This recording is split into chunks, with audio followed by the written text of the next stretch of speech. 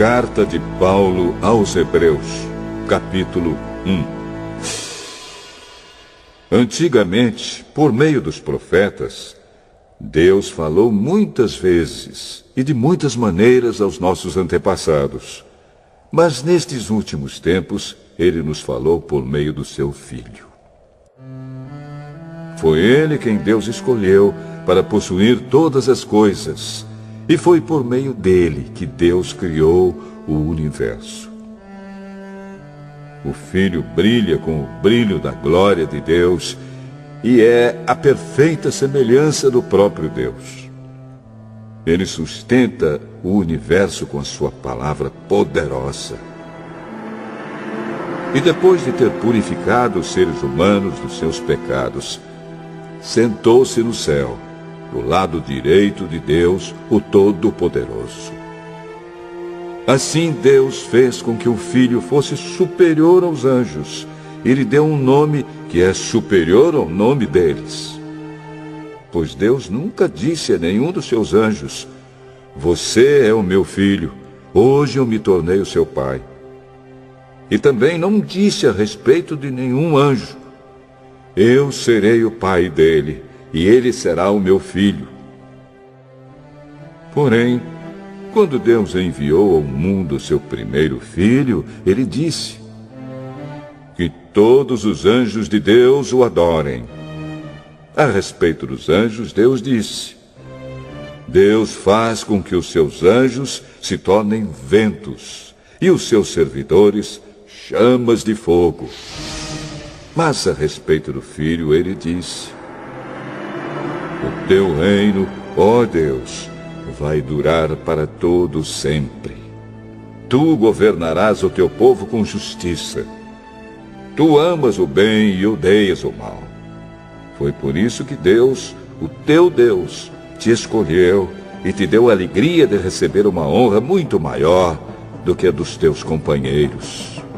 E as Escrituras também dizem: "Tu, Senhor, no começo criaste a terra, e com as tuas próprias mãos fizeste os céus. A terra e o céu vão acabar, mas tu viverás para sempre. Eles ficarão velhos como roupa. Tu os dobrarás como se dobra um casaco, e serão trocados como se troca de roupa. Mas tu és sempre o mesmo, e a tua vida não tem fim." Deus nunca disse a nenhum dos seus anjos: "Sente-se do meu lado direito, até que eu ponha os seus inimigos como estrado debaixo dos seus pés." Então, o que são os anjos? Todos eles são espíritos que servem a Deus, os quais ele envia para ajudar os que vão receber a salvação.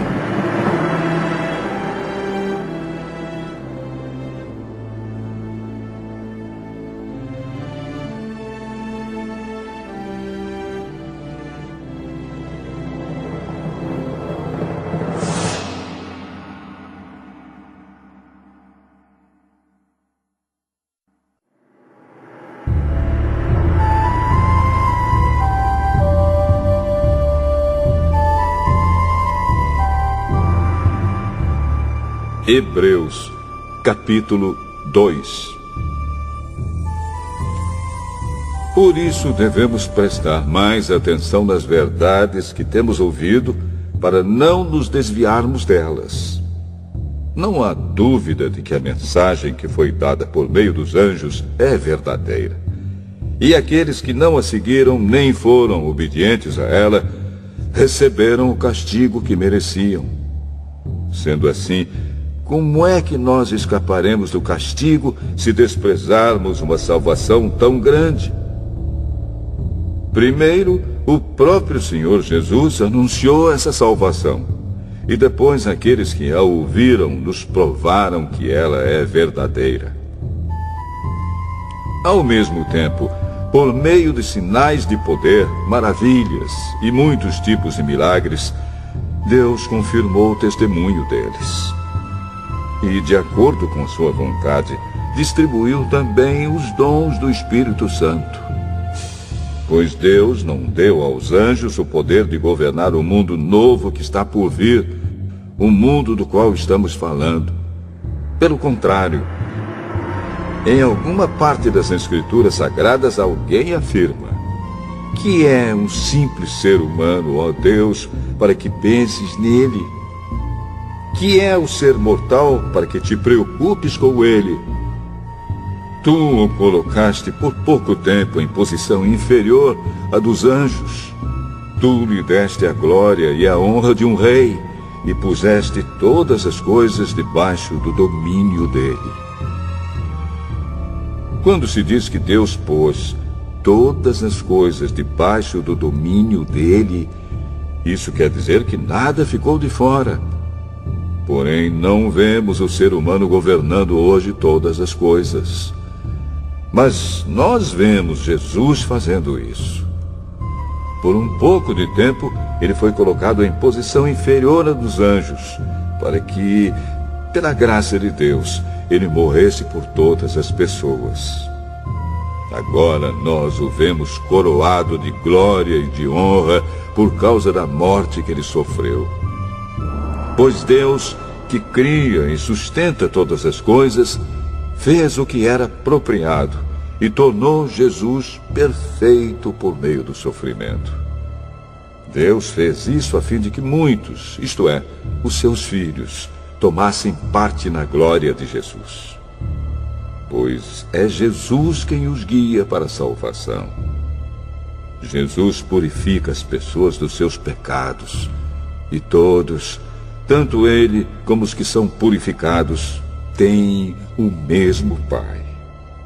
É por isso que Jesus não se envergonha de chamá-los de irmãos. Como ele diz: ó Deus, eu falarei a respeito de ti aos meus irmãos e te louvarei na reunião do povo. Diz também: eu confiarei nele. E diz ainda: aqui estou eu com os filhos que Deus me deu. Os filhos, como ele os chama, são pessoas de carne e sangue. E por isso o próprio Jesus se tornou igual a eles, tomando parte na natureza humana deles. Ele fez isso para que, por meio da sua morte, pudesse destruir o diabo, que tem poder sobre a morte. E também para libertar os que foram escravos toda a sua vida por causa do medo da morte. É claro que ele não veio para ajudar os anjos. Em vez disso, como dizem as Escrituras, ele ajuda os descendentes de Abraão. Isso quer dizer que foi preciso que Jesus se tornasse em tudo igual aos seus irmãos, a fim de ser o grande sacerdote deles, bondoso e fiel no seu serviço a Deus, para que os pecados do povo fossem perdoados. E agora Jesus pode ajudar os que são tentados, pois ele mesmo foi tentado e sofreu.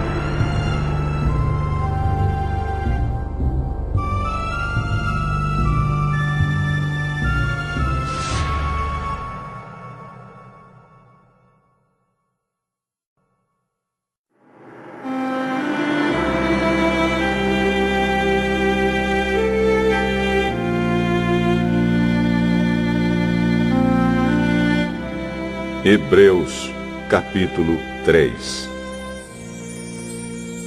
Meus irmãos na fé, vocês que também foram chamados por Deus, olhem para Jesus, que Deus enviou para ser o grande sacerdote da fé que professamos.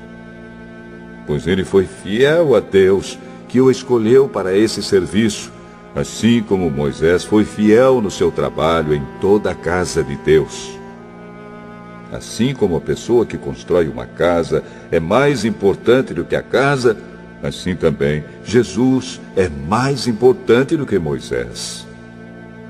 Uma casa tem de ser construída por alguém, mas Deus é o construtor de tudo o que existe. E Moisés foi um servo fiel no seu trabalho na casa de Deus e falou das coisas que Deus ia dizer no futuro. Mas Cristo é fiel como filho que dirige a casa de Deus. E nós seremos a sua casa se conservarmos a nossa coragem e a nossa confiança naquilo que esperamos. Por isso, como diz o Espírito Santo, se hoje vocês ouvirem a voz de Deus, não sejam teimosos como foram os seus antepassados, quando se revoltaram contra ele no dia em que eles o puseram à prova no deserto.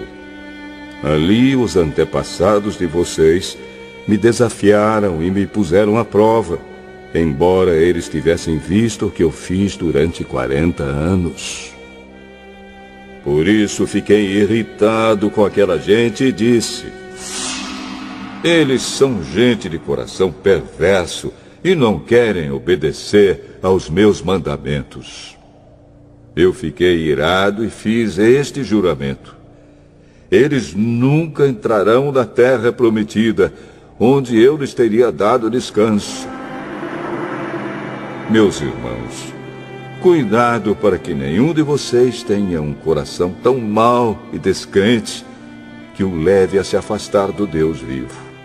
Pelo contrário, enquanto esse hoje de que falam as Escrituras Sagradas se aplicar a nós, animem uns aos outros, a fim de que nenhum de vocês se deixe enganar pelo pecado, nem endureça o seu coração. Pois seremos companheiros de Cristo se continuarmos firmes até o fim na confiança que temos tido desde o princípio. É isso que as Escrituras Sagradas dizem. Se hoje vocês ouvirem a voz de Deus, não sejam teimosos como foram os seus antepassados quando se revoltaram contra ele. Quem foi que ouviu a voz de Deus e se revoltou contra ele? Foram todos os que Moisés tirou do Egito. Com quem foi que Deus se irritou durante 40 anos? Foi com os que pecaram e caíram mortos no deserto. E de quem é que Deus estava falando quando fez este juramento? Eles nunca entrarão na terra prometida, onde eu lhes teria dado descanso. Ele estava falando das pessoas que se revoltaram. Portanto, vemos que elas não puderam entrar na terra prometida porque não tiveram fé.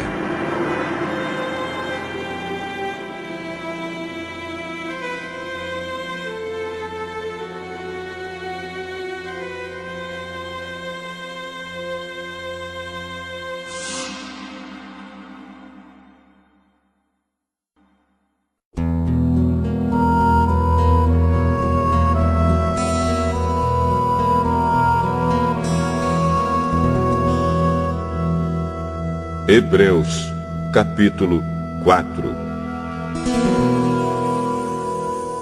Deus nos deixou a promessa de que podemos receber o descanso de que Ele falou. Portanto, tenhamos muito cuidado para que Deus não julgue que algum de vocês tenha falhado, deixando assim de receber esse descanso. Pois, assim como aquelas pessoas ouviram, também nós ouvimos a boa notícia. Elas ouviram a mensagem, porém, ela não lhes fez nenhum bem, porque quando a ouviram, não a receberam com fé. Portanto, nós, os que cremos, recebemos o descanso prometido por Deus, como Ele mesmo disse. Eu fiquei irado e fiz este juramento: eles nunca entrarão na terra prometida, onde eu lhes teria dado descanso. Ele disse isso, embora o seu trabalho já estivesse terminado, desde o tempo em que havia criado o mundo. Pois a respeito do sétimo dia está escrito o seguinte em alguma parte das Escrituras Sagradas: no sétimo dia Deus descansou de todo o trabalho que ele havia feito. E o mesmo assunto é repetido: eles nunca entrarão na terra prometida, onde eu lhes teria dado descanso.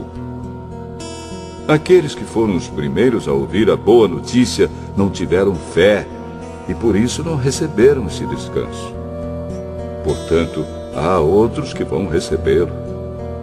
A prova disso é que Deus marca outro dia chamado hoje.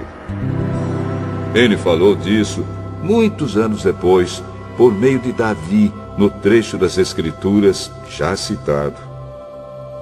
Se hoje vocês ouvirem a voz de Deus, não sejam teimosos. Se Josué tivesse dado ao povo esse descanso, Deus não teria falado mais tarde a respeito de outro dia. Assim, ainda fica para o povo de Deus um descanso, como o descanso de Deus no sétimo dia. Porque quem receber o descanso que Deus prometeu, vai descansar de todos os seus trabalhos, assim como Deus descansou dos trabalhos dele. Portanto, façamos tudo para receber esse descanso, e assim nenhum de nós deixará de recebê-lo, como aconteceu com aquelas pessoas por terem se revoltado. Pois a palavra de Deus é viva e poderosa, e corta mais do que qualquer espada afiada dos dois lados. Ela vai até o lugar mais fundo da alma e do espírito, vai até o íntimo das pessoas e julga os desejos e pensamentos do coração delas. Não há nada que se possa esconder de Deus. Em toda a criação, tudo está descoberto e aberto diante dos seus olhos, e é a Ele que todos nós teremos de prestar contas. Portanto, fiquemos firmes na fé que anunciamos, pois temos um grande sacerdote poderoso, Jesus, o Filho de Deus, o qual entrou na própria presença de Deus. O nosso grande sacerdote não é como aqueles que não são capazes de compreender as nossas fraquezas. Pelo contrário, temos um grande sacerdote que foi tentado do mesmo modo que nós, mas não pecou. Por isso, tenhamos confiança e cheguemos perto do trono divino onde está a graça de Deus. Ali receberemos misericórdia e encontraremos graça sempre que precisarmos de ajuda.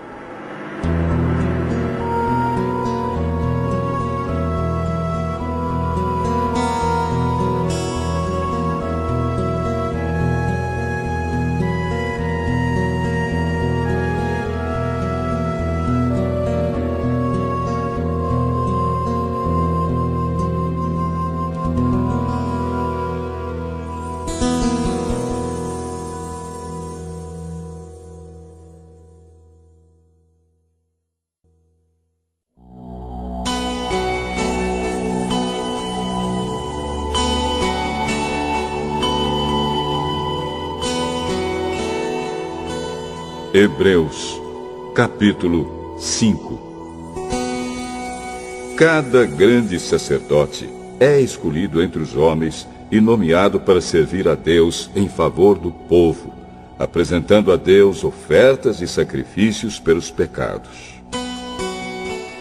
Como ele próprio tem as suas fraquezas, pode ter paciência com os ignorantes e com os que cometem erros. E porque ele mesmo é fraco, precisa oferecer sacrifícios não somente pelos pecados do povo, mas também pelos seus próprios pecados. Ninguém escolhe para si mesmo a honra de ser grande sacerdote. É somente pela vontade de Deus que um homem é chamado para ser grande sacerdote, como aconteceu com Arão. Assim também Cristo não tomou para si mesmo a honra de ser grande sacerdote. Foi Deus quem lhe deu essa honra, pois lhe disse: "Você é o meu filho. Hoje eu me tornei o seu pai." Em outro lugar das Escrituras Sagradas, ele também disse: "Você será sacerdote para sempre, na ordem do sacerdócio de Melquisedeque." Durante a sua vida aqui na terra, Cristo, em voz alta e com lágrimas, fez orações e súplicas a Deus que o podia salvar da morte.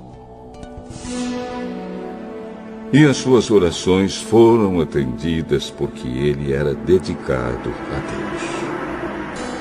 Embora fosse o Filho de Deus, ele aprendeu, por meio dos seus sofrimentos, a ser obediente.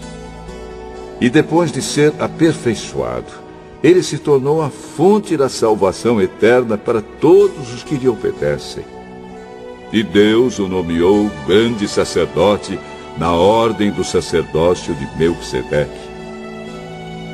Temos muito o que dizer a respeito desse assunto, mas por que vocês custam a entender as coisas? É difícil explicá-las. Depois de tanto tempo, vocês já deviam ser mestres, mas ainda precisam de alguém que lhes ensine as primeiras lições dos ensinamentos de Deus. Em vez de alimento sólido, vocês ainda precisam de leite. E quem precisa de leite ainda é criança e não tem nenhuma experiência para saber o que está certo ou errado. Porém, a comida dos adultos é sólida, pois eles, pela prática, sabem a diferença entre o que é bom e o que é mau.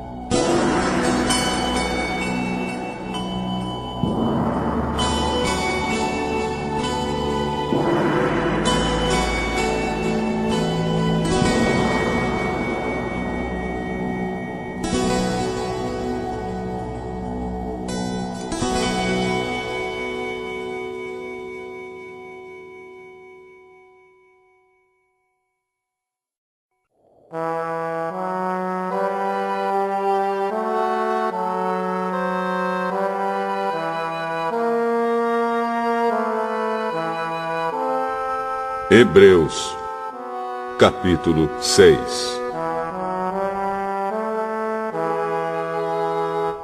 Assim, vamos em frente a fim de chegarmos ao ensinamento de adultos, deixando para trás as primeiras lições da mensagem de Cristo.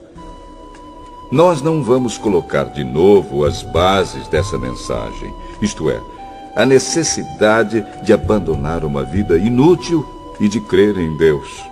O ensinamento a respeito dos batismos e da cerimônia de pôr as mãos sobre os cristãos, e a ressurreição dos mortos e o julgamento eterno.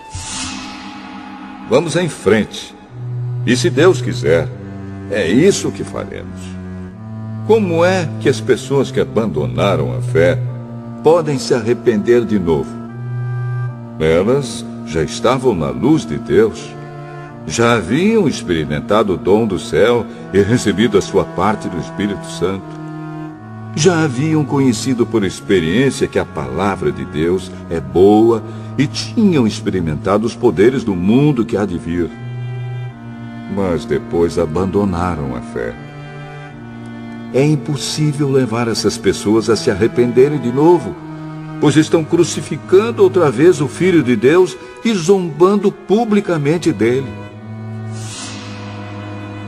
Deus abençoa a terra que recebe a chuva, a qual muitas vezes cai sobre ela e produz plantas úteis para aqueles que trabalham nela. Mas a terra que produz mato e espinhos não serve para nada. Ela corre o perigo de ser amaldiçoada por Deus e acaba sendo queimada.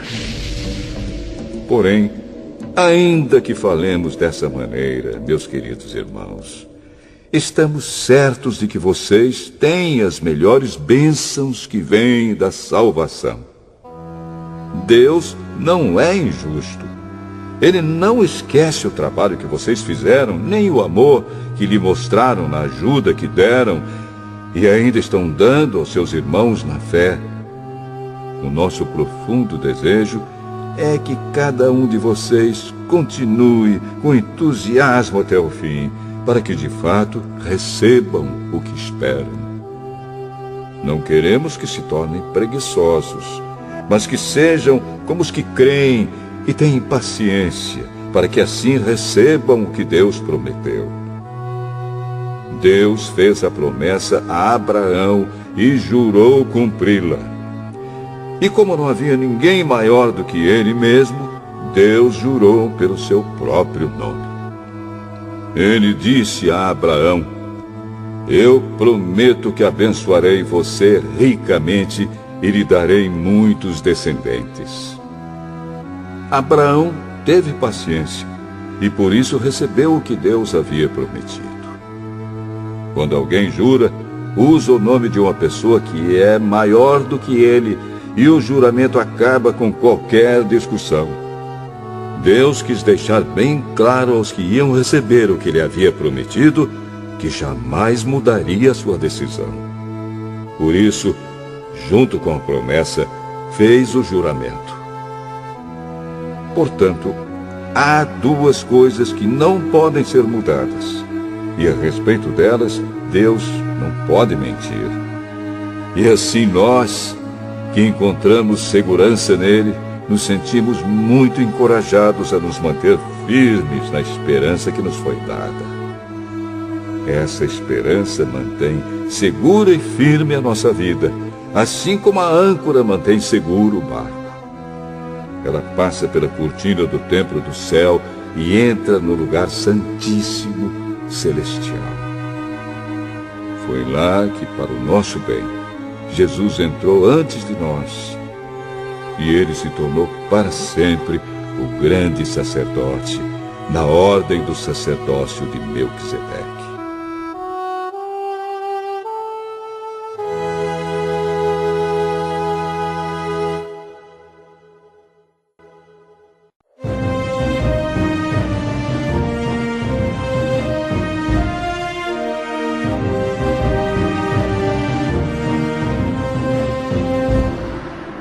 Hebreus, capítulo 7. Esse Melquisedeque era rei da cidade de Salém e sacerdote do Deus Altíssimo. Quando Abraão estava voltando da batalha em que matou os reis, Melquisedeque foi ao encontro dele e o abençoou. Abraão lhe deu a 10ª parte de tudo que ele havia tomado dos inimigos na batalha. O nome de Melquisedeque quer dizer, primeiramente, Rei da Justiça. E porque ele era rei de Salém, o seu nome também quer dizer Rei da Paz. Não se conhece o pai, nem a mãe, nem qualquer antepassado de Melquisedeque. E também não se sabe nada sobre o seu nascimento ou sobre a sua morte. Por ser como filho de Deus, ele continua sacerdote para sempre. Vejam como Melquisedeque era grande. Abraão, o patriarca, lhe deu a 10ª parte de tudo que havia tomado dos inimigos na batalha. Conforme a lei de Moisés, os sacerdotes, que são descendentes de Levi, têm a obrigação de receber do povo a 10ª parte de tudo. Eles recebem dos seus próprios patrícios, embora estes também sejam descendentes de Abraão. Melquisedeque não era descendente de Levi, mas recebeu a 10ª parte daquilo que Abraão havia tomado na batalha e o abençoou. Sim, abençoou o próprio Abraão, que havia recebido as promessas de Deus. Não há dúvida de que aquele que abençoa é mais importante do que aquele que é abençoado. No caso dos sacerdotes, a 10ª parte é recebida por homens que um dia vão morrer. Mas, no caso de Melquisedeque, como dizem as Escrituras Sagradas, a 10ª parte foi recebida por alguém que continua vivo. Portanto, quando Abraão pagou a 10ª parte, Levi, cujos descendentes recebem a 10ª parte, também pagou. Pois Levi não tinha nascido, e por assim dizer, ainda estava no corpo do seu antepassado Abraão, quando este se encontrou com Melquisedeque. A lei que o povo de Israel recebeu se baseava no sacerdócio dos levitas. Ora, se o trabalho dos sacerdotes levitas tivesse sido perfeito, não haveria necessidade de aparecer outro tipo de sacerdote da ordem do sacerdócio de Melquisedeque e não da ordem de Arão. Pois quando se muda o sacerdócio, a lei também precisa ser mudada. E o nosso Senhor Jesus, a respeito de quem são ditas essas coisas, pertencia a outra tribo.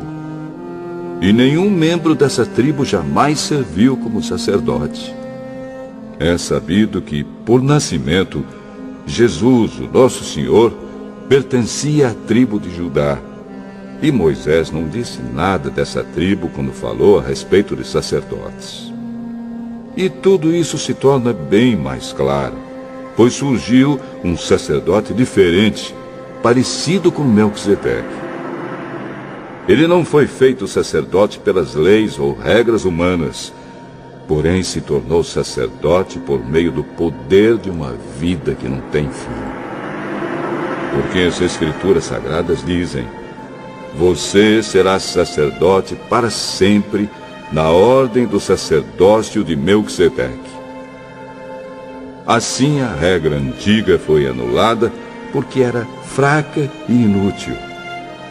Pois a lei não podia aperfeiçoar nada. Mas agora, Deus nos deu uma esperança melhor, por meio da qual chegamos perto dele. Além disso, há o juramento de Deus. Não houve juramento quando os outros se tornaram sacerdotes. Porém, houve juramento quando Jesus se tornou sacerdote, pois Deus lhe disse: o Senhor jurou e não voltará atrás. Ele disse: você será sacerdote para sempre. Portanto, essa diferença também faz com que Jesus seja a garantia de uma aliança melhor. Há ainda outra diferença. Os outros sacerdotes foram muitos porque morriam e não podiam continuar o seu trabalho. Mas Jesus vive para sempre e o seu sacerdócio não passa para ninguém. E por isso ele pode, hoje e sempre, salvar as pessoas que vão a Deus por meio dele, porque Jesus vive para sempre a fim de pedir a Deus em favor delas. Por isso Jesus é o grande sacerdote de que necessitamos. Ele é perfeito e não tem nenhum pecado ou falha. Ele foi separado dos pecadores e elevado acima dos céus. Ele não é como os outros grandes sacerdotes. Não precisa oferecer sacrifícios todos os dias, primeiro pelos seus próprios pecados e depois pelos pecados do povo. Ele ofereceu um sacrifício uma vez por todas, quando se ofereceu a si mesmo.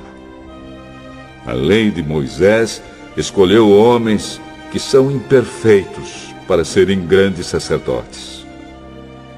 Mas, pela promessa feita com juramento, a qual veio depois da lei de Moisés, Deus escolhe o Filho que se tornou perfeito para sempre.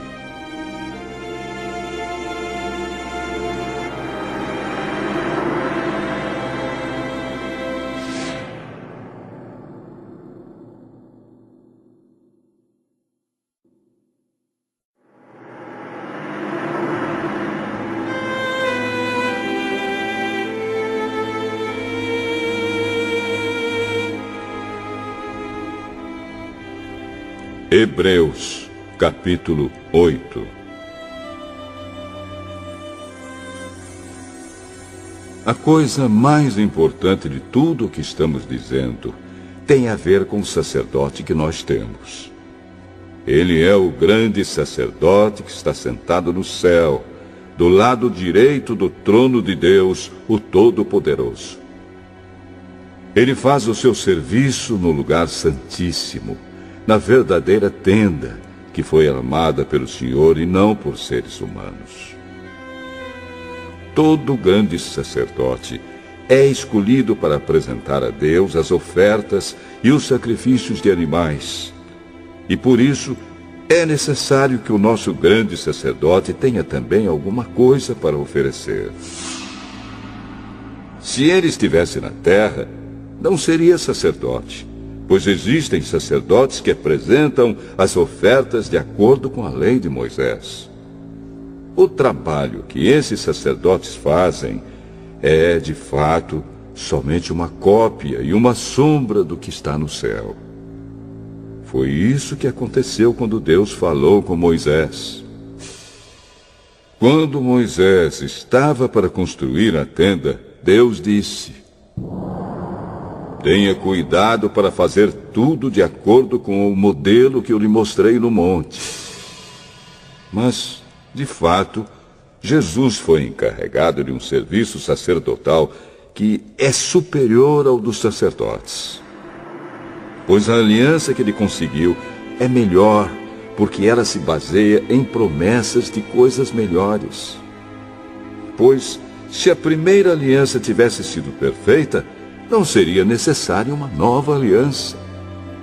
Mas Deus vê que o seu povo é culpado e diz: está chegando o tempo, diz o Senhor, em que farei uma nova aliança com o povo de Israel e com o povo de Judá. Essa aliança não será como aquela que eu fiz com os antepassados deles, no dia em que os peguei pela mão e os tirei da terra do Egito. Não foram fiéis à aliança que fiz com eles, e por isso, diz o Senhor, eu os desprezei. Quando esse tempo chegar, diz o Senhor, farei com o povo de Israel esta aliança. Eu porei as minhas leis na mente deles, e no coração deles as escreverei. Eu serei o Deus deles, e eles serão o meu povo. Ninguém vai precisar ensinar o seu patrício, nem o seu parente, dizendo: procure conhecer o Senhor, porque todos me conhecerão, tanto as pessoas mais humildes como as mais importantes. Pois eu perdoarei os seus pecados e nunca mais lembrarei das suas maldades. E, quando Deus fala da nova aliança, é porque ele já tornou velha a primeira. E o que está ficando velho e gasto vai desaparecer logo.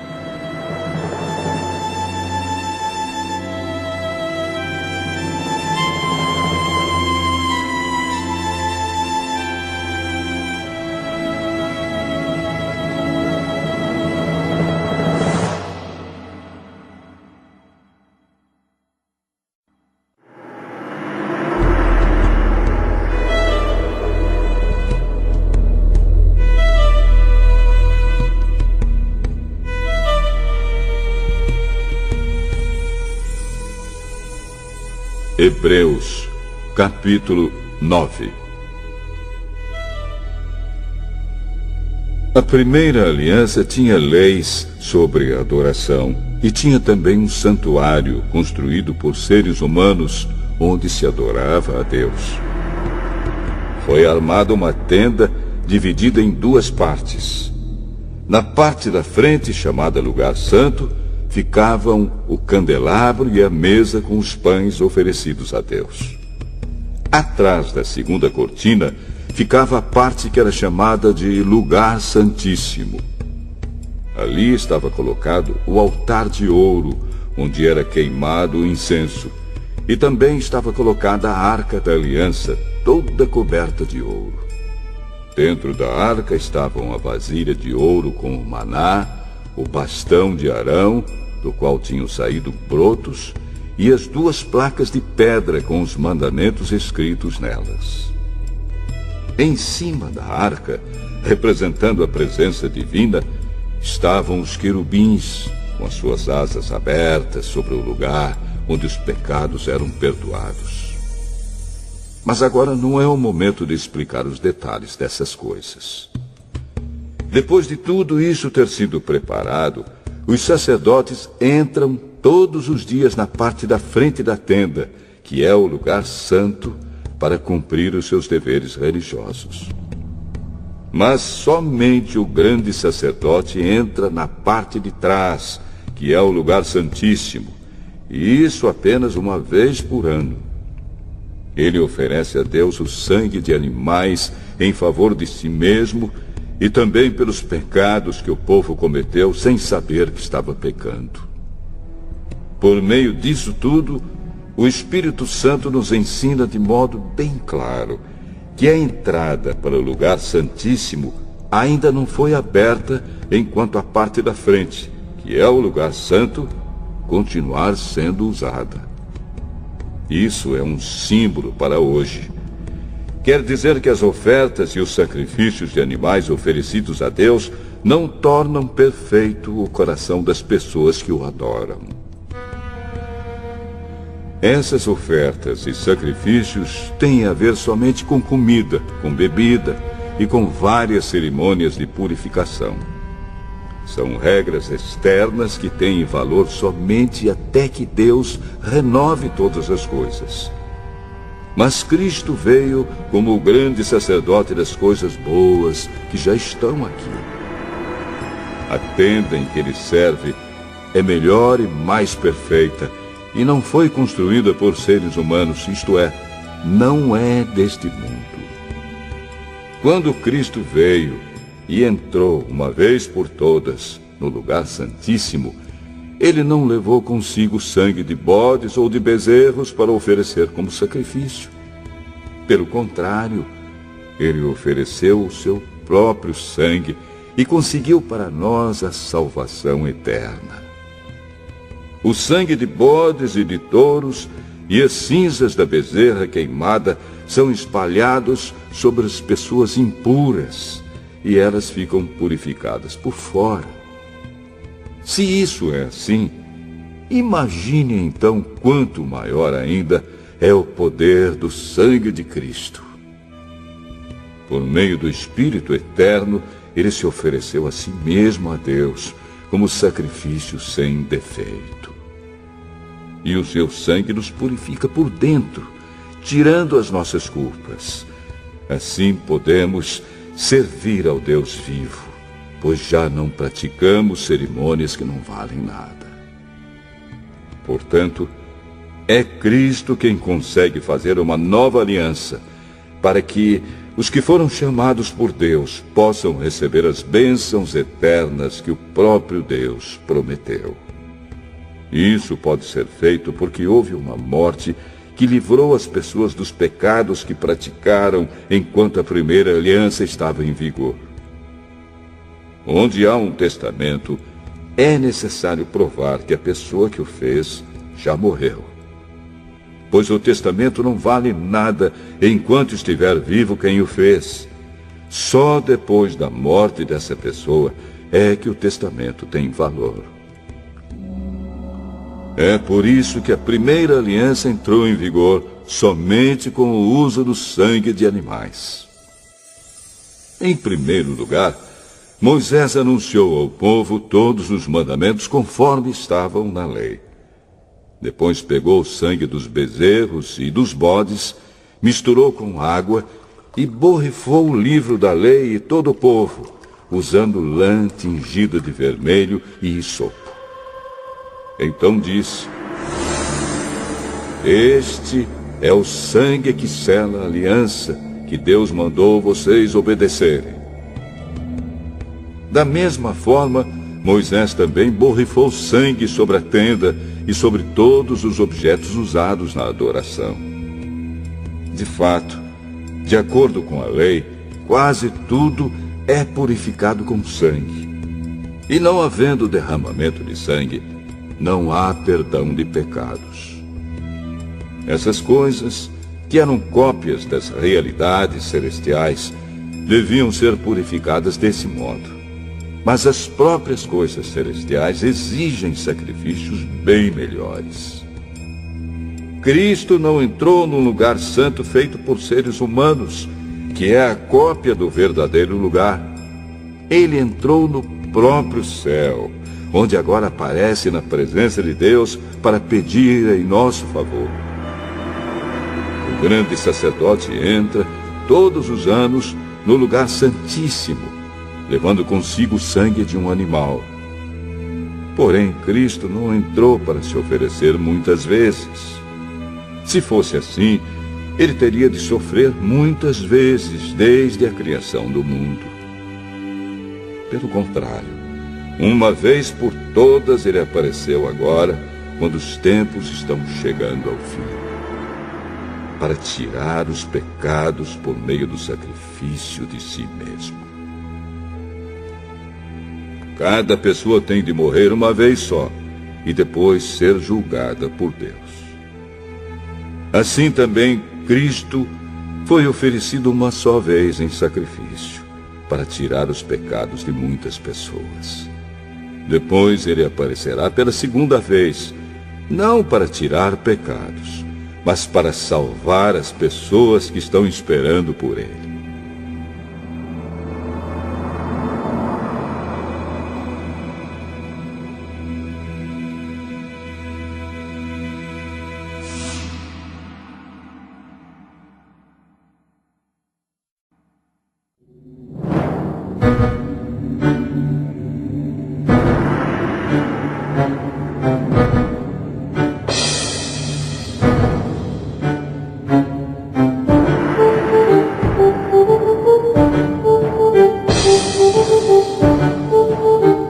Hebreus, capítulo 10.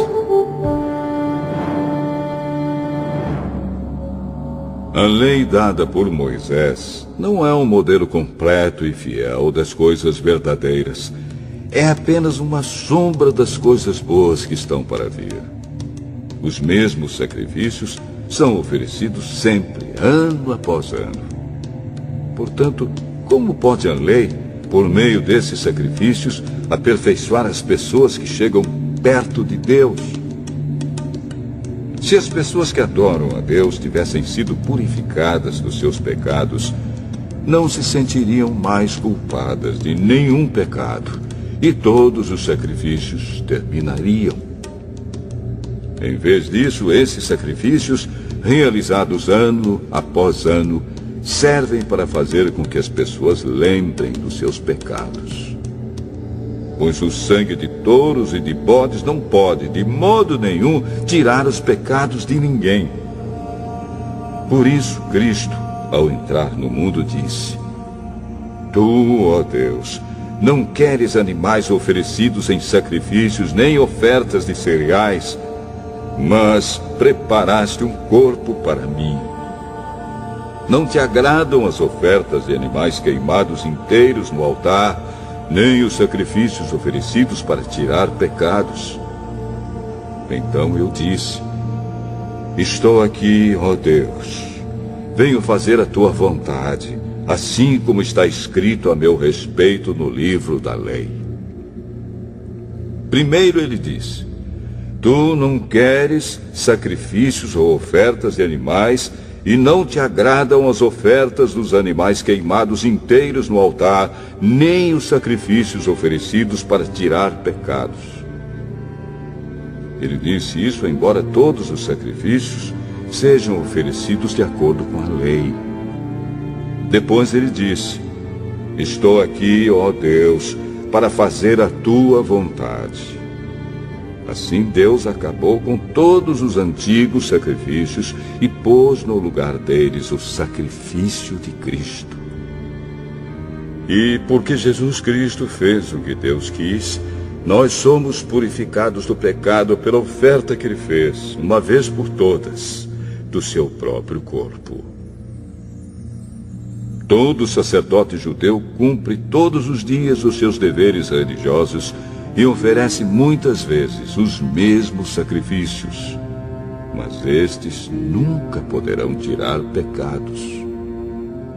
Porém, Jesus Cristo ofereceu só um sacrifício para tirar pecados, uma oferta que vale para sempre, e depois sentou-se do lado direito de Deus. Ali, Jesus está esperando até que Deus ponha os seus inimigos como estrado debaixo dos pés dele. Assim, com um sacrifício só, ele aperfeiçoou para sempre os que são purificados do pecado. E o Espírito Santo também nos dá o seu testemunho sobre isso. Primeiro ele diz: Quando esse tempo chegar, diz o Senhor, eu farei com o povo de Israel esta aliança. Porei as minhas leis no coração deles e na mente deles as escreverei. Depois ele diz, não lembrarei mais dos seus pecados nem das suas maldades. Assim, quando os pecados são perdoados, já não há mais necessidade de oferta para tirá-los. Por isso, irmãos, por causa da morte de Jesus na cruz, nós temos completa liberdade de entrar no lugar santíssimo. Por meio da cortina, isto é, por meio do seu próprio corpo, ele nos abriu um caminho novo e vivo. Nós temos um grande sacerdote para dirigir a casa de Deus. Portanto, cheguemos perto de Deus com um coração sincero e uma fé firme, com a consciência limpa das nossas culpas e com o corpo lavado com a água pura. Guardemos firmemente a esperança da fé que professamos, pois podemos confiar que Deus cumprirá as suas promessas. Pensemos uns nos outros, a fim de ajudarmos todos a terem mais amor e a fazerem o bem. Não abandonemos, como alguns estão fazendo, o costume de assistir às nossas reuniões. Pelo contrário, animemos uns aos outros, e ainda mais agora que vocês veem que o dia está chegando.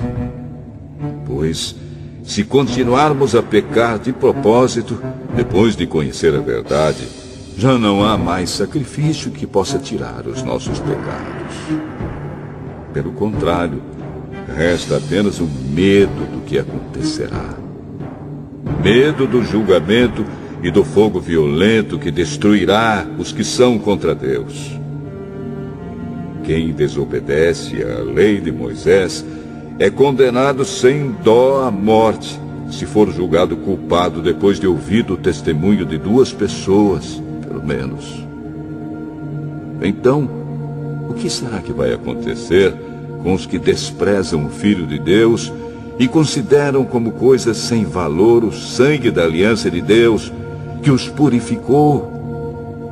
E o que acontecerá com quem insulta o Espírito de Deus, que o ama? Imaginem como será pior ainda o castigo que essa pessoa vai merecer. Pois sabemos quem foi que disse, eu me vingarei, eu acertarei contas com eles. E quem também disse, o Senhor julgará o seu povo. Que coisa terrível é cair nas mãos do Deus vivo.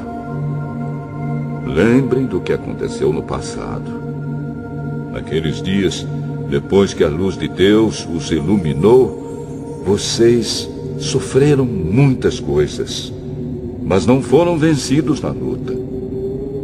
Alguns foram insultados e maltratados publicamente, e em outras ocasiões vocês estavam prontos para tomar parte no sofrimento dos que foram tratados assim.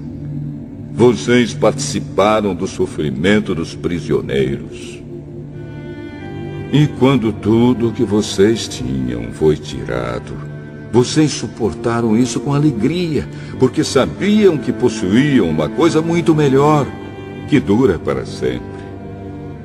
Portanto, não percam a coragem, pois ela traz uma grande recompensa. Vocês precisam ter paciência para poder fazer a vontade de Deus e receber o que Ele promete. Pois, como Ele diz nas Escrituras Sagradas, um pouco mais de tempo, um pouco mesmo, e virá aquele que tem de vir. Ele não vai demorar. E todos aqueles que eu aceito terão fé em mim e viverão. Mas, se uma pessoa voltar atrás, eu não ficarei contente com ela.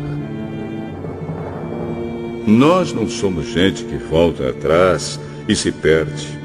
Pelo contrário, temos fé e somos salvos.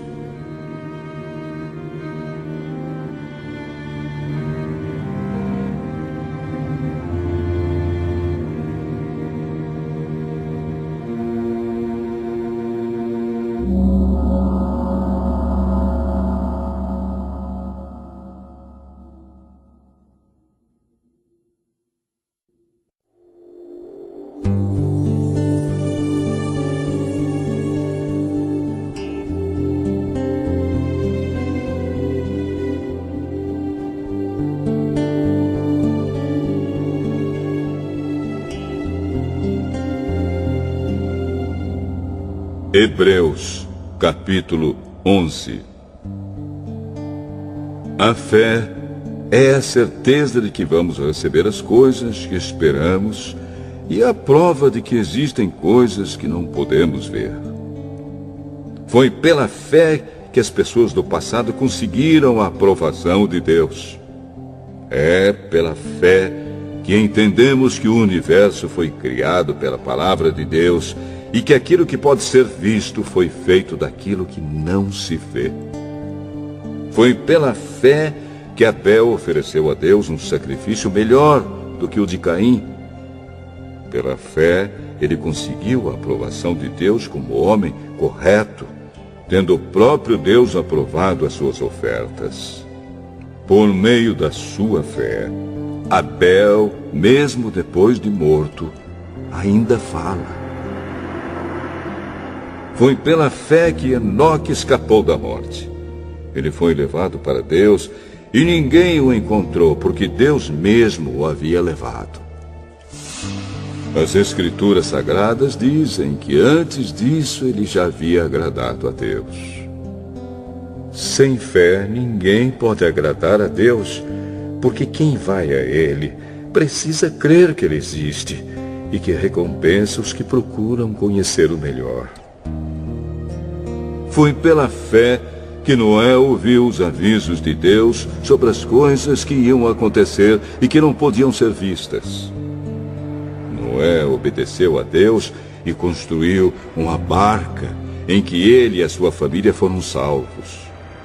Assim Noé condenou o mundo e recebeu de Deus a aprovação que vem por meio da fé.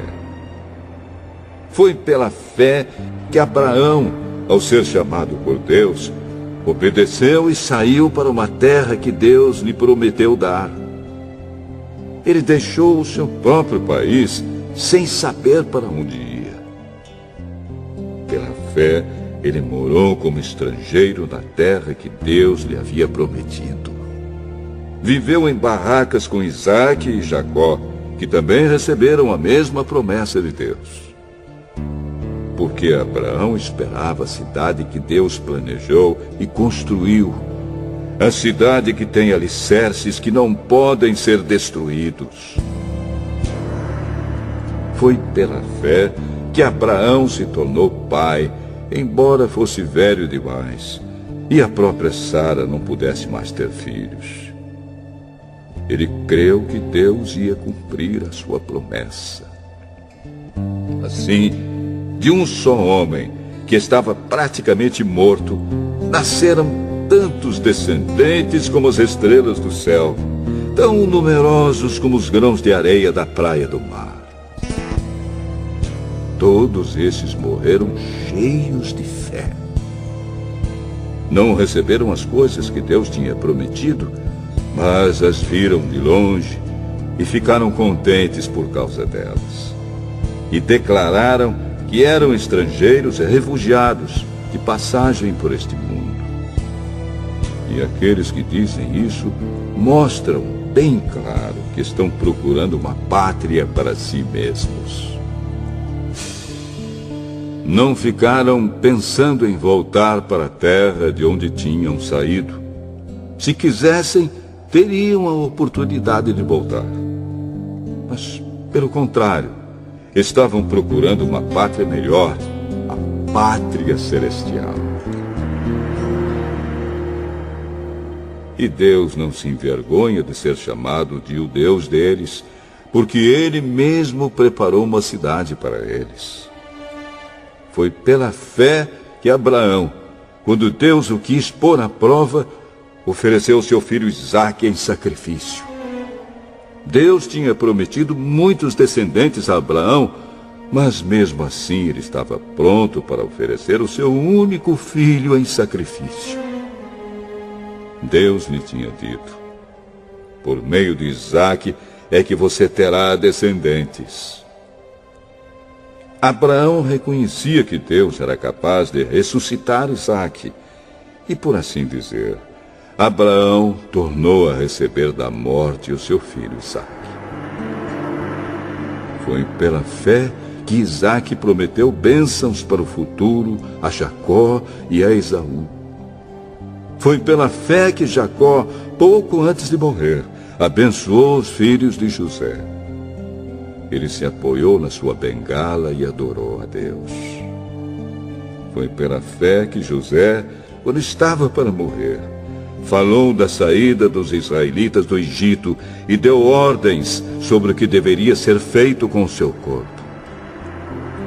Foi pela fé que os pais de Moisés, quando ele nasceu, o esconderam durante 3 meses.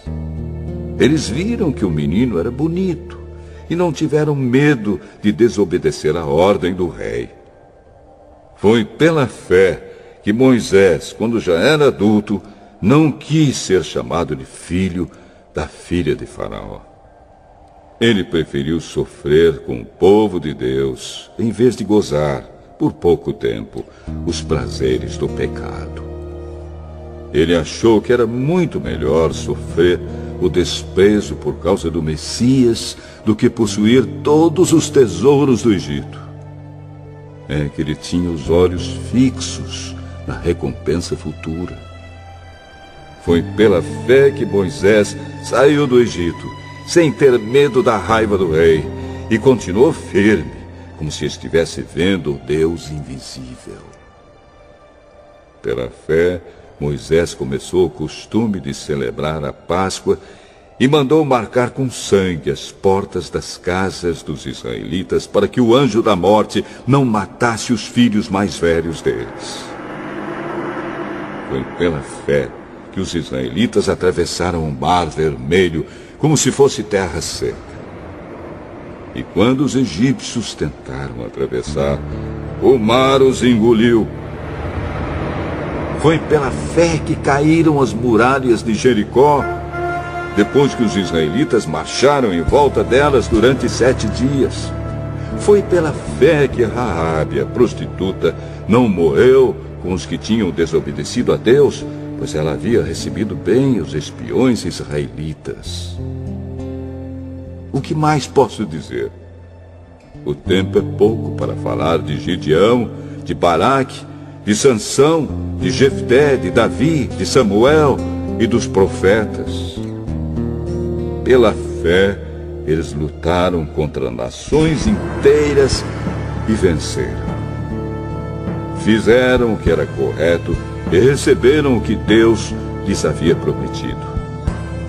Fecharam a boca de leões, apagaram incêndios terríveis e escaparam de serem mortos à espada. Eram fracos, mas se tornaram fortes. Foram poderosos na guerra e venceram exércitos estrangeiros. Pela fé, mulheres receberam de volta os seus mortos, que ressuscitaram. Outros foram torturados até a morte. Eles recusaram ser postos em liberdade a fim de ressuscitar para uma vida melhor. Alguns foram insultados e surrados, e outros acorrentados e jogados na cadeia.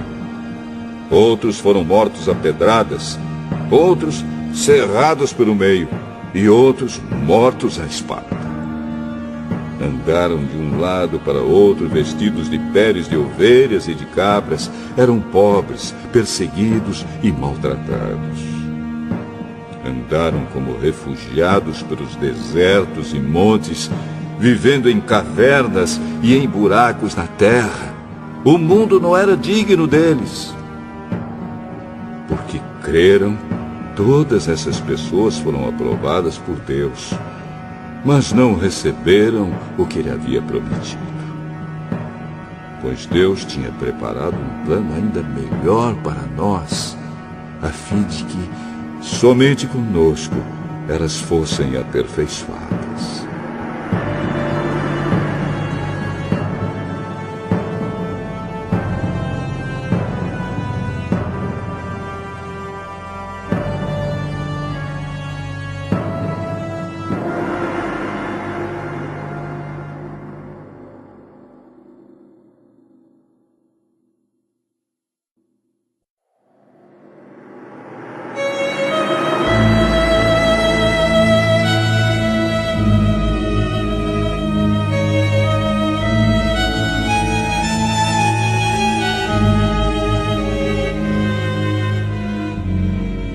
Hebreus, capítulo 12.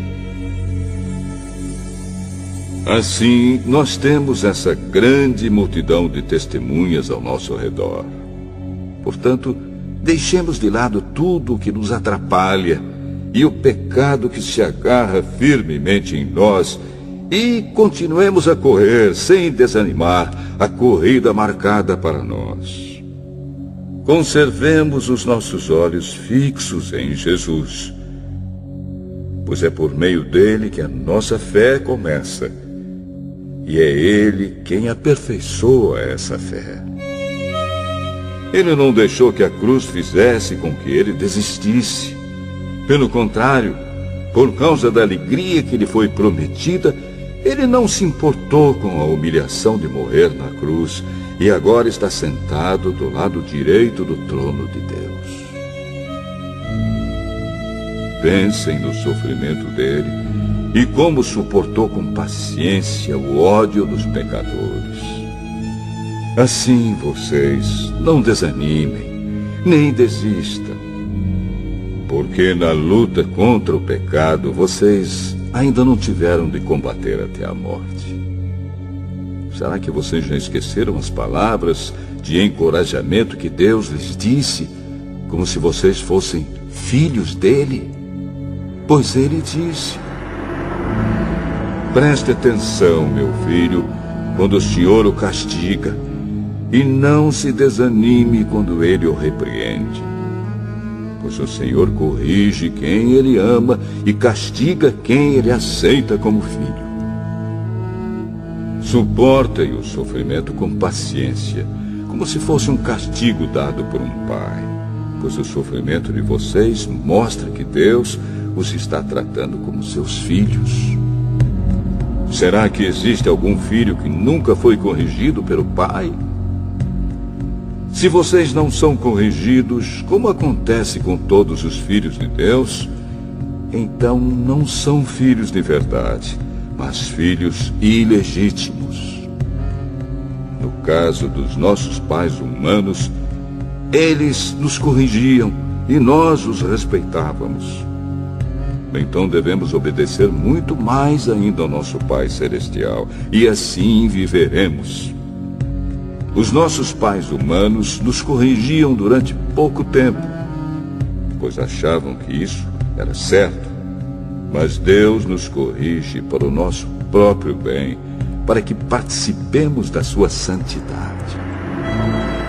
Quando somos corrigidos, isso no momento nos parece motivo de tristeza e não de alegria. Porém, mais tarde, os que foram corrigidos recebem como recompensa uma vida correta e de paz. Portanto, levantem as suas mãos cansadas e fortaleçam os seus joelhos enfraquecidos. Andem por caminhos aplanados, para que o pé aleijado não manque, mas seja curado. Procurem ter paz com todos e se esforcem para viver uma vida completamente dedicada ao Senhor, pois sem isso ninguém o verá. Tomem cuidado para que ninguém abandone a graça de Deus. Cuidado para que ninguém se torne como uma planta amarga que cresce e prejudica muita gente com o seu veneno. E tomem cuidado também para que ninguém se torne imoral ou perca o respeito pelas coisas sagradas, como Esaú, que por causa de um prato de comida vendeu seus direitos de filho mais velho. Como vocês sabem, depois ele quis receber a bênção do seu pai, mas foi rejeitado porque não encontrou um modo de mudar o que havia feito, embora procurasse fazer isso até mesmo com lágrimas. Vocês não foram como o povo de Israel. Vocês não chegaram perto de alguma coisa que se pode tocar, como o Monte Sinai com seu fogo destruidor, a escuridão e as trevas, a tempestade, o barulho de trombeta e o som de uma voz. Quando os israelitas ouviram a voz, pediram que ela não dissesse mais nada pois eles não podiam suportar a ordem que dizia: até um animal, se tocar o monte, deverá ser morto a pedradas. O que estavam vendo era tão terrível que Moisés disse: estou tremendo de medo. Pelo contrário, vocês chegaram ao Monte Sião e à cidade do Deus vivo, a Jerusalém celestial com seus milhares de anjos. Vocês chegaram à reunião alegre dos filhos mais velhos de Deus, isto é, daqueles que têm o nome deles escrito no céu. Vocês chegaram até Deus, que é o juiz de todos, e chegaram também aos espíritos dos que são corretos e que foram aperfeiçoados. Vocês chegaram até Jesus, que fez a nova aliança e que borrifou o sangue que fala de coisas muito melhores do que o sangue de Abel. Portanto, tenham cuidado e não recusem ouvir aquele que fala.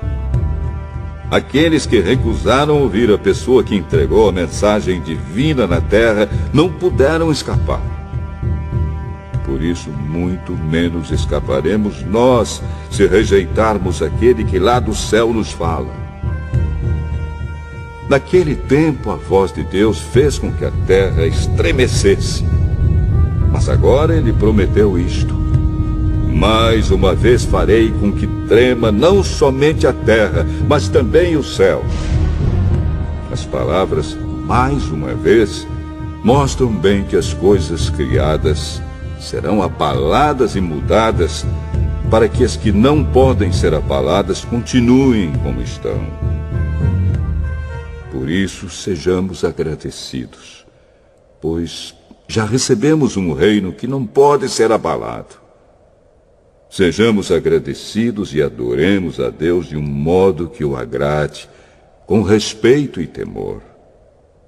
Porque, na verdade, o nosso Deus é um fogo destruidor.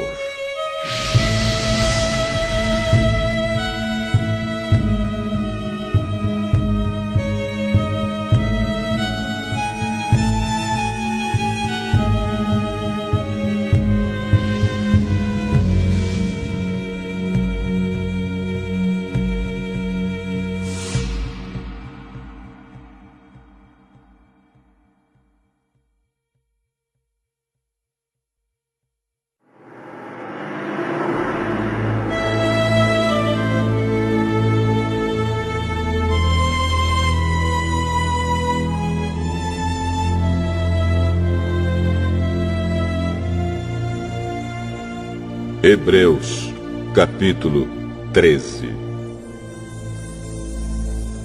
Continuem a amar uns aos outros como irmãos em Cristo. Não deixem de receber bem aqueles que vêm à casa de vocês, pois alguns que foram hospitaleiros receberam anjos sem saber. Lembrem dos presos, como se vocês estivessem na cadeia com eles. Lembrem dos que sofrem, como se vocês estivessem sofrendo com eles. Que o casamento seja respeitado por todos, e que os maridos e as esposas sejam fiéis um ao outro. Deus julgará os imorais e os que cometem adultério. Não se deixem dominar pelo amor ao dinheiro, e fiquem satisfeitos com o que vocês têm, pois Deus diz: eu nunca os deixarei e jamais os abandonarei. Portanto, sejamos corajosos e afirmemos: o Senhor é quem me ajuda e eu não tenho medo. Que mal pode alguém me fazer? Lembrem dos seus primeiros líderes espirituais que anunciaram a mensagem de Deus a vocês. Pensem como eles viveram e morreram e imitem a fé que eles tinham. Jesus Cristo é o mesmo ontem, hoje e sempre. Não se deixem levar por ensinamentos diferentes e estranhos que tiram vocês do caminho certo. É bom sermos espiritualmente fortes por meio da graça de Deus e não por meio da obediência a regras sobre alimentos. Pois os que obedecem a essas regras não têm sido ajudados por elas. Os sacerdotes que servem no templo não têm o direito de comer do sacrifício que é oferecido sobre o nosso altar. O grande sacerdote leva o sangue de animais para dentro do lugar santíssimo, a fim de oferecê-lo como sacrifício pelos pecados. Mas os corpos dos animais são queimados fora do acampamento. Por isso Jesus também morreu fora da cidade de Jerusalém para, com o seu próprio sangue, purificar o povo dos seus pecados. Portanto, vamos para perto de Jesus, fora do acampamento, e soframos a mesma desonra que ele sofreu. Porque neste mundo não temos nenhuma cidade que dure para sempre. Pelo contrário, procuramos a cidade que virá depois. Por isso, por meio de Jesus Cristo, ofereçamos sempre louvor a Deus. Esse louvor é o sacrifício que apresentamos, a oferta que é dada por lábios que confessam a sua fé nele. Não deixem de fazer o bem e de ajudar uns aos outros, pois são esses os sacrifícios que agradam a Deus. Obedeçam aos seus líderes e sigam as suas ordens, pois eles cuidam sempre das necessidades espirituais de vocês, porque sabem que vão prestar contas disso a Deus. Se vocês obedecerem, eles farão o trabalho com alegria. Mas, se vocês não obedecerem, eles trabalharão com tristeza. E isso não ajudará vocês em nada. Continuem a orar por nós. Temos certeza de que a nossa consciência está limpa, pois sempre queremos fazer o que é correto. E peço a vocês, de modo todo especial, que orem para que Deus me mande de volta a vocês o mais depressa possível. Deus ressuscitou nosso Senhor Jesus, que por causa da sua morte na cruz, é o grande pastor do rebanho. E é por meio do sangue de Jesus que a aliança eterna é selada. Que o Deus de paz lhes dê tudo de bom que vocês precisam para fazer a sua vontade. E que Ele, por meio de Jesus Cristo, faça em nós tudo o que lhe agrada. E a Cristo seja dada a glória para todos sempre. Amém. Meus irmãos, peço que escutem com paciência essas palavras de ânimo, pois esta carta que escrevi não é muito longa. Quero que saibam que o nosso irmão Timóteo já saiu da cadeia. Se ele vier logo, eu o levarei comigo quando for ver vocês. Saudações a todos os líderes da igreja daí e a todo o povo de Deus. Os irmãos da Itália também mandam saudações a vocês. Que a graça de Deus esteja com todos vocês.